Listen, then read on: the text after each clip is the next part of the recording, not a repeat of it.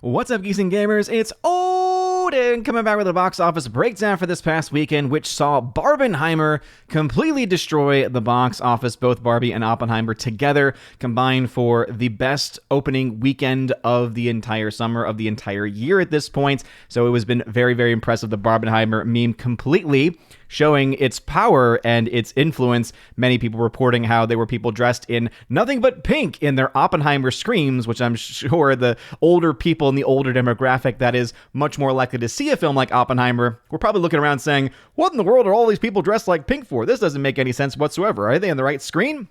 But the facts are, Barbie did incredibly well, especially compared to Oppenheimer, but both films combined to an over $300 million U.S. opening weekend, which is very, very impressive. So we'll talk about that. We'll also talk about the worldwide numbers for Barbie and why $1 billion is now on the table for this movie. Really depends on what happens next weekend. It depends on whether or not the marketing campaign, which has been very effective for the film, continues to be effective in driving people out there, or if the people that have actually now seen the movie and the messaging that it pushes in it might actually finally break through some of the people that have mindlessly been going to see this movie. We'll have to, of course, wait and see whether that happens or not. We'll also give some updates here on Mission Impossible 7 as we have the second weekend numbers, and let's just say it is not looking good. Now we can officially say that because the numbers are finally starting to indicate that. The only really saving grace that it has is the international numbers, but if you do take into account a typical break-even point for the film, let's just say that the chances of it breaking even are not that likely. It has the chance to be able to do so. It has the chance to be able to get pretty much right up next to it if you could use the 2.5 times multiplier that I typically use. If you use a 3 times multiplier, however, you're looking at a film that probably will not be able to get anywhere close to making its money back. But again, we'll talk about that in just a little bit. But starting off with Tony at Deadline, who continues to prove himself to be one of the best in the business. Oh, Tony. Good old Tony. It says, Barbie is still gorgeous with best year-to-date $155 million opening domestically. So Barbie had the best opening weekend of any film so far this year. And as it says right here, Oppenheimer was able to get around $80 million with a $300+ million total opening weekend just between those two movies. Updated figures this AM show Warner Brothers' new franchise based on the Mattel doll at 48.1, 32% drop from Friday, for what is shaping up to be a $155 million start, the biggest opening of 2023. Others believe in their bones this Greta Gerwig-directed Margot Robbie-Ryan Gosling combo is destined for $160 million. Warner's isn't a studio to get over their skis in estimates. Yes, remember going into the weekend, Warner Brothers themselves thought the film was only going to make $75 million. So it's very, very clear that they did not have as much confidence in this movie that people like Box Office Pro had. Box Office Pro using a very different metric, taking into account social media presence, etc., which is usually not accurate.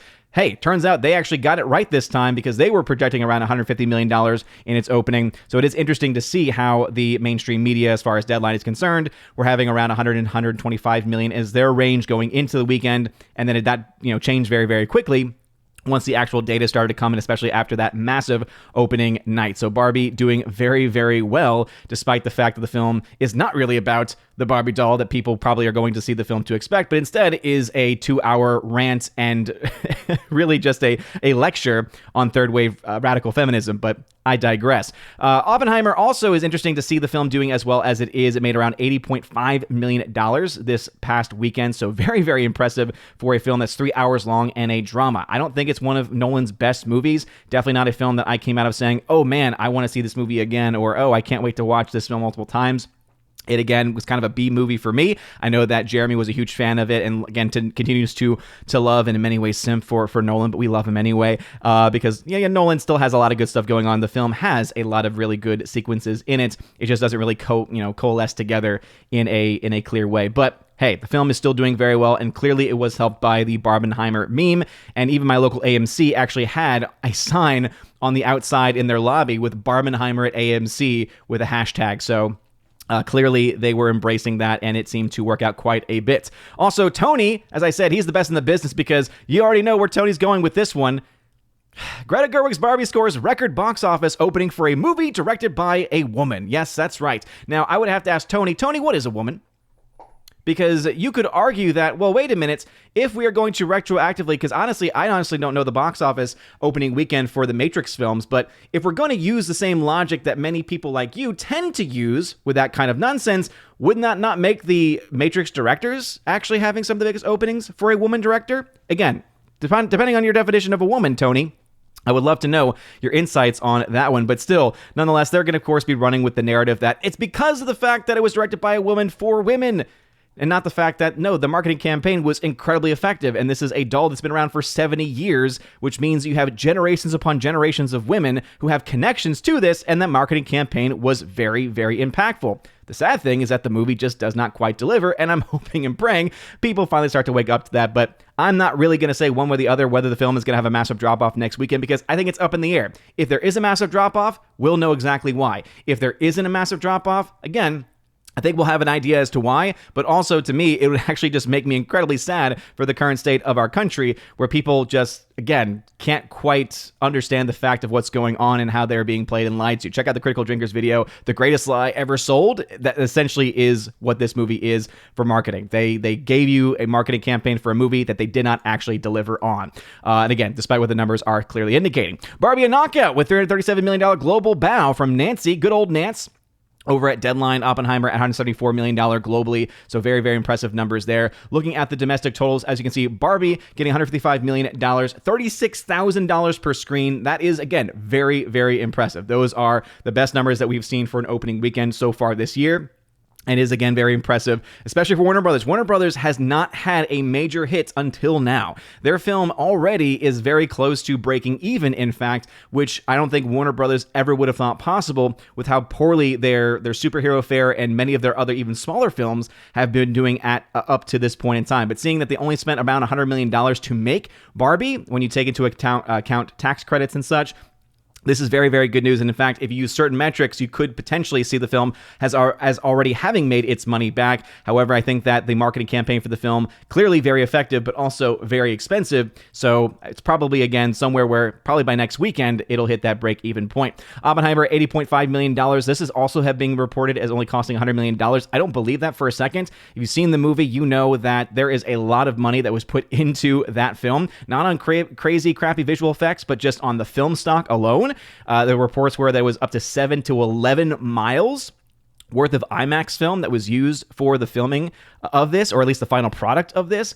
And I just can't, knowing how expensive IMAX stock is, it just doesn't make sense that before you even take into account the other costs that productions have, that it would only be $100 million. I know that the numbers is reporting around $180 million. That would make a lot more sense to me, but no one else is reporting it at this time as the recording of this video. Sound of Freedom coming in the number 3 spot, though apparently, according to Tony at Deadline, there was a battle because they're a little bit conspicuous. They're like, wait a minute, we don't trust the numbers coming from Angel Studios. Yes, that is absolutely what Tony is saying. Tony is saying, Angel Studios seems to be playing with their numbers and inflating them, so we can't really trust what they're saying, and we're looking into it. We're investigating it. It's like, wait a minute. You're investigating Sound of Freedom, Angel Studios, but you're not going to investigate the countless other studios that are probably doing that all the time? Okay, yeah, continue to show your true colors there, Tony, about what your priorities are. Either way, whether it's Sound of Freedom or Mission Impossible, it's doing really, really well, Sound of Freedom. And again, seeing that Sound of Freedom only cost Angel Studios about $5 million to get the distribution rights to the movie, hey, that means nothing but raw profits, return on investments, well over $100 million in profits at this point in time, if we were to break that down. Mission Impossible Dead Reckoning Part 1 did drop to the number 4 spot from the number 1 spot in its second weekend of release, dropping 64%. As I said, going into the weekend, if this film had around a 50% drop domestically and had a very strong hold internationally, its hopes of being a very successful film would still be alive. But at this point, with this kind of drop off from the domestic marketplace at 64%, and with a strong but nothing insanely strong as far as the international numbers are concerned, this movie is likely going to end up losing some money. The big question is going to be how much money, depending on what your break-even point is, but then also, too, how much money does it get when it sells the streaming rights to the international marketplace? How much does it get from physical media sales? Because by and large, we have to look at this movie and see, hey, anyone who has seen it, 99.99% of the people that have seen the film have loved it, have raved about it, have said, you need to go see this movie. So I have to take away from that the fact that, yes, this film's box office is not really matching up to the general sentiment. Barbenheimer could have very much been a part of that because it definitely ate up a lot of the space, especially amongst younger audiences who tend to drive these films these days. But it'll be interesting to see where the film ends up falling. But at this point, it's hard to really be able to see with any type of sense on the numbers and the data that's now available. I know some people will say, well, I already knew this was going to happen. There was never data available at that time to really suggest that. But now, it's just very clear that unless this film legs out to an insane degree, which again, it's always possible, but not likely, then this film likely to be a box office flop, just like Indiana Jones, but not nearly as much as like Indiana Jones, because Indiana Jones is probably going to be a $300+ million financial loss for Disney, even though it's technically having stronger holds at 45% after 4 weeks. But we all know that when it comes to Dead Reckoning Part 1, even though it cost just about the same amount, you have to recognize that Dial of Destiny probably costs more than the $300 million that's being reported, and we all know what happens when it comes to Disney. They always have these underreported numbers, and then a year or so later, you find out, oh, wait, remember when the $200 million film that was Doctor Strange Multiverse of Madness actually cost $300 million, and it was actually $350 before tax credits? Yeah. That's the reason why some people say, oh, why is it that you're calling out Jones as a flop, but Mission Impossible, you're not giving as much? Because it's just a fact. It's just based on the numbers themselves. The movie is not going to be able to make, we're talking about Dial of Destiny. The film is going to be such a significantly higher loss because of those increased production costs for the film versus Dead Reckoning Part 1. And Disney is not going to have the capacity to sell the streaming rights like they're going to have at Paramount. And this is something that's been pretty well documented. Shout out to Valiant Renegade for always covering that stuff. Going over into the worldwide numbers, though, Barbie at $337 million. Remember that using the multiplier that I have recently discovered, which can be pretty accurate if a film has a typical release. So obviously, if a film has a better than expected release or has a smaller than expected release, this number can change. But typically, films in their worldwide openings are about a third of what their entire box office will end up being if that holds. If this film has an average drop, and again, that next weekend is going to be really the big tell as far as whether or not people are finally waking up to the craziness and the nonsense that's being preached in this movie, because it ain't a Barbie movie. It's a third wave radical feminist film that happens to have Barbie marketing. But if indeed that happens, guess what? That means that if it has an average release, you're looking at $900+ million, a potential of $1 billion release if the film has strong holds over the course of its run. I don't know if it will or not, but ultimately, if it has strong holds, hey, at least now I will know a lot about the audience that's going to see this movie. But if it also does have a strong drop-off next weekend, then that'll tell me, okay, at least there is some sense left in the world with the audience that this movie seems to be appealing to, at least as far as the marketing is concerned, because let's be fair, the marketing is what's driving people out to that movie, not the crazy message in the film. At least that is my hope, because if it's not true, then oh boy, I've got a lot of concerns about our world and our country. All right, $74.1 million for Oppenheimer. And again, same thing. This film, if you do the multiplier by 3, this film will easily, again, if the $100 million budget is correct, which again, I just don't see, probably going to make its money back unless it has a catastrophic drop-off. Sound of Freedom continuing to add to its overall profits. Mission Impossible, $370 million worldwide. So again, that massive international number is the only thing that's keeping this film afloat, but not by all that much, and in all likelihood, the film will end up being a box office flop. Looking at the box office charting, because we love doing charting here over at Geeks and Gamers, as you can see with Barbenheimer, $145 million production budget, probably was only about $100 million when you take into account tax credits. The film is only about $15 million in the red, and that's using a 2.5 times multiplier. So even if you were to lower it down to 100, but if you were to use a 3 times multiplier, this film's right there. This film's right on the cusp of being able to do that and to do it very, very effectively if it hasn't already, in fact. So again, kudos to them, because even if you do have a catastrophic drop next weekend, this film's already going to have made its money back or will continue to add to its profits. And so, yeah. Again, kudos to the marketing team, because y'all are the ones that made this movie as successful as it actually is. Oppenheimer, $174.1 million means it's at a $45 million loss at this point in time. If that $100 million budget is correct, though, that would mean that the chances of it breaking even are very, very high, unless something catastrophic happens. Now let's talk about Mission Impossible: Dead Reckoning Part 1. I know a lot of people are very much fans of this movie, but based on this, if it follows the typical trends that most films follow historically, it would mean the overall total box office worldwide would be somewhere between $529 million and $741 million. Now, remember, the break-even point that I have for this movie, I use a 2.5 times multiplier. That would put the break-even around $725 million.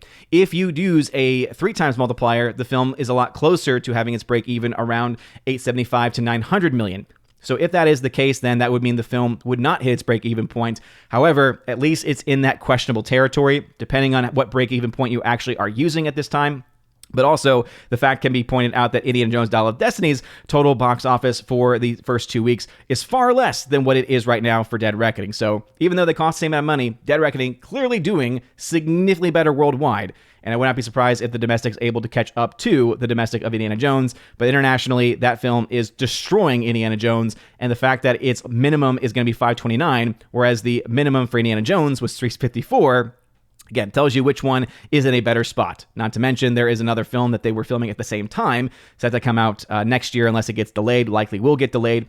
And if that is indeed the case, hey, maybe they make up some money there. As far as individual release, though, it's not looking all that great for Mission Impossible at this point in time, because you're looking at around a $100 million loss to possibly a $10 million gain. Either way, it's not good. Even if you do break even and make a little bit of cash, that's not a very good return on investment. So a lot of questions are going to be asked about exactly where this film will end up and what this will mean for the studio, and what kind of aftermarket money does it actually make, and will it be able to justify the film's existence? We'll have to, of course, wait and see. But those are the big numbers as they currently stand. What are y'all's thoughts? Do you think Barbie is going to have a massive second weekend drop? I know a lot of people are saying it, and it would make sense. It would make a lot of sense if it did, because the messaging is destroying any capacity that the movie has to actually be good. However, there are still a lot of people coming out of the film having enjoyed it, or having not cared about it, or even downplaying it to say that it's not really that big a deal, or it's not really that much of the movie, even though if you actually watch the film, it's literally 2 hours worth of nonstop preaching, of nonstop crap, from the very opening scene where they're bashing the heads in of children, of child dolls, right?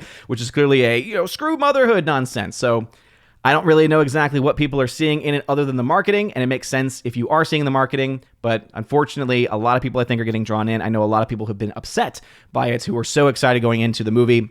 And again, all I can do is hope that people wake up to that fact. But hey, we also have to be very honest here and say the film is doing really, really well and has essentially made its money back. And if not already, will make its money back, even if the wheels fall off.